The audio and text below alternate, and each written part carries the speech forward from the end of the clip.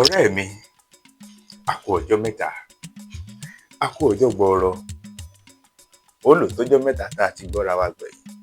Bẹ́ẹ̀ ni, ẹ dákun ọ̀rẹ́ mi, ó tiẹ̀ ní nǹkan tá a mọ́ ń sọ, a ní tẹni bẹ́gi lójú, igi á rúwé, ìgbà míì á ní tẹni bẹ́gi lójú, igi ti rúwé, ṣé bẹ́ẹ̀ ló rọrùn tó fúngi láti rúwé ni?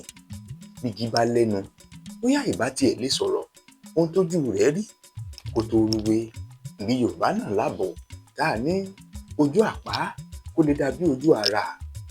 Wọ́n ọ̀rẹ́ mi, bóyá àwa gangan ni ká kú kíyèsára, kẹ́ni ní gí mójútó gi, torí pé kí ni bá a bá sági lọ́gbẹ́, a máa mú ìfàsẹ́yìn bági ni o, kó tó lè ṣe bẹ́ẹ̀ kó tó lè dàgbà. Àfi igi tó bá ti dúró bí igi osè, bí igi àràbà, lọ́gbẹ́ ò ní nǹkan ṣe lára àrò wọn. Ìwọ gbìyànjú kó o dúró kó o fẹsẹ̀ múlẹ̀ kó o tó lè máa sọ wípé tẹni bẹ́gi lójú. Wọ́n tiẹ̀ tún wá gbàgbé pé àwọn kan wà, àwọn yìí bẹ́gi o, àwọn ń wúgi tí gbòǹgbò ni.